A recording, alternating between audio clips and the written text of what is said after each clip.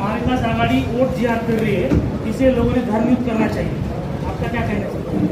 वो सरकार में है तो बताना चाहिए कि सरकार ने किया क्या है। इतने साल सत्ता में रहे, जब भाजपा के पास अपनी कामयाबी गिराने के लिए कुछ नहीं है तो वो कांग्रेस को आरोप करते हैं, कांग्रेस पेड़ लगाता है। और कांग्रेस वो पार्टी है जिसने 130 साल से इस देश और राष्ट्र को खून पसीने से सींचा है। हमारा इतिहास जनता जानती है, किसी एक व्यक्ति के आरोप लगाने से कांग्रेस पार्टी को कोई फर्क पड़ने वाला नहीं है। जनता जवाब देगी, जिस व्यक्ति का आप नाम ले रहे हैं उनको जवाब 23 तारीख को मिलेगा, महाराष्ट्र जनता जवाब देगा।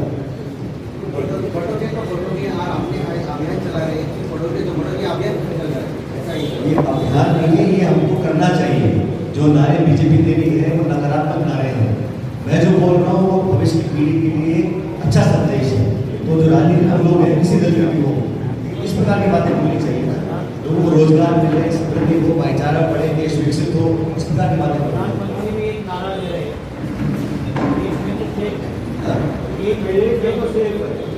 एक है तो सेफ है। मोदी जी बोल रहे हैं एक है तो सेफ है। नया नारा है। नारे कोई भी दे दे, जनता जनार्दन है, इसका बटन दबेगा वो सरकार में आएगा। हम तो पब्लिक को जाके अपनी बात बोल रहे हैं और सरकार के कामकाज का हिसाब ले रहे हैं। ये नारे देना, चुनाव से पहले कभी यूसीसी की बात करना, फिर वन नेशन इलेक्शन की बात करना, बिहार भड़काने का काम करते हैं। और मैंने देखा है भारतीय जनता पार्टी भगवान राम के नाम पर और गौ माता के नाम पर वोट मांगती है, लेकिन कभी भी अपनी परफॉर्मेंस के नाम पर वोट नहीं मांगते। और अयोध्या में जब चुनाव हुए वहाँ बीजेपी नहीं जीती है, बस समाजवादी पार्टी जीती है।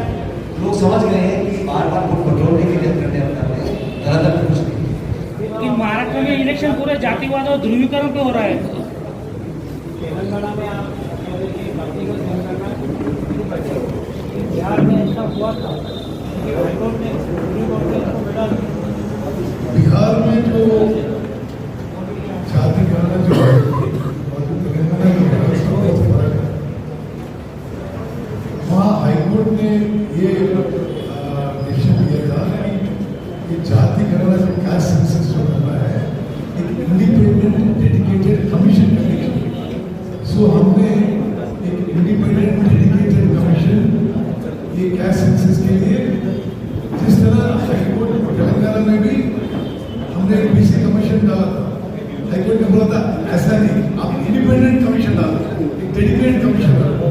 जो हाईकोर्ट की ऑर्डर है उसके मुताबिक हमने कमीशन डाल के अब काम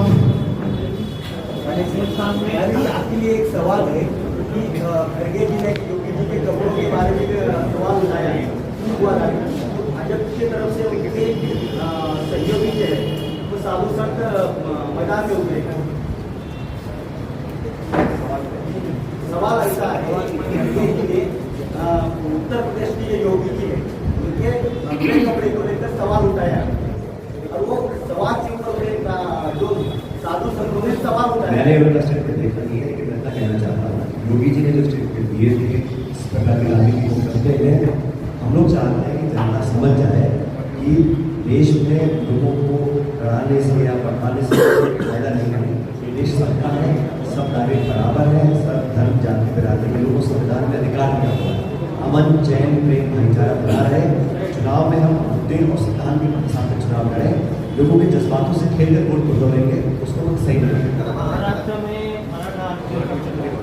मराठा रिजर्वेशन और तेलंगाना में आरक्षण का कौन प्रभावित यहाँ बहुत बड़ा पूरे देश में ऐसे राहुल जी ने अनाउंस किया है। हम जब सेंटर में गवर्नमेंट में आएंगे कि 50% जो सीटिंग है रिजर्वेशन का देंगे, यही पॉलिसी एप्लीकेशन। नितिन जी, महाराष्ट्र के मुख्यमंत्री अभी फिलहाल छत्रपति संभाजीनगर में है। वो कह रहे हैं कि कांग्रेस का वोट अगर दिया या समर्थन दिया तो कांग्रेस का समर्थन दहशतवाद को है, दहशतवाद है। और उसके बाद कांग्रेस का समर्थन जो है यहाँ का जनता का कांग्रेस को समर्थन दिया तो दहशत को समर्थन है और कांग्रेस का मत जो है वो पाकिस्तान के साथ है। यही बात बाला साहब ठाकरे वो होते थे तो कांग्रेस वालों की जो है नीचे से नीचे का गुण है, ऐसा उन्होंने कहा है। उठा रहे हो, लेकिन अगर ऐसा कहा है तो बड़ा गलत कहा है। और इतिहास उठा के देख लीजिएगा, जब 71 का युद्ध हुआ था, इंदिरा गांधी प्रधानमंत्री थी।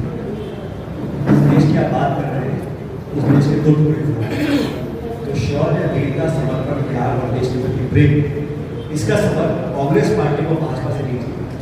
भारतीय जनता पार्टी का जो जन्म हुआ था 1984 में, उसके कई दशकों पहले से कांग्रेस पार्टी देश के लिए बलिदान देती है और कांग्रेस पार्टी के नेताओं ने देश के लिए शहादत दी है, चाहे वो इंदिरा गांधी थी। इस प्रकार किसी जिम्मेदार पार्टी के ऊपर इस प्रकार के बेबुनियाद आरोप लगाना चुनाव से पहले उनकी बौखलाहट को दिखाता है। अगर वो अपने सरकार के कामकाज से इतने खुश होते, अगर अपने पद से इतने खुश होते और अपने सरकार की परफॉर्मेंस से इतने खुश होते, तो जरूरत नहीं पड़ती कि कांग्रेस को इस प्रकार की बेबुनियाद आलोचना लगाए। मोदी जी ने कहा है कि वो कांग्रेस एक अर्बन नक्सलियों का जमावड़ा है, और वो लाल रंग की किताब दिखाकर बताते हैं कि ये राहुल गांधी लाल रंग का कौन सा प्रचार कर रहे हैं। अरे आप क्या वही कहेंगे इसके बारे में? किताब राष्ट्रपति को दी थी, तो वो किताब ठीक थी।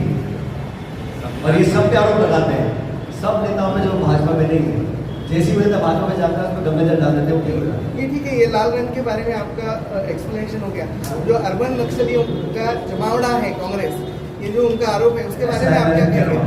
मैंने अक्सर देखा है, विपक्ष जो होता है वो लगभग हर मुल्क में, इस देश में भी सरकार का आरोप लगाता है। मैं पहली बार देख रहा हूँ तो सत्ता में है वो विपक्ष आरोप लगा रहे हैं। आप सरकार में बैठे हो 10.5 साल हो गए, आपने जनता के लिए क्या किया? नोटबंदी आपने करी, महंगाई आप लेकर आ गए, बेरोजगारी आपने कर रखी है, चीन हमारी सीमा में घुस रहा है, किसान आत्महत्या बंद नहीं हो रही है। तो आज भी आप कांग्रेस को दोष दे रहे हो, मनमोहन सिंह जी को आप ब्लेम डाल रहे हो, लेकिन आपने क्या इंतजाम नहीं किया है? तो मैं बड़ा अचंभित हूँ कि आमतौर पर विपक्ष आरोप लगाता है, यहाँ सरकार जो बौखलाई है वो कांग्रेस पे आरोप लगा रही है।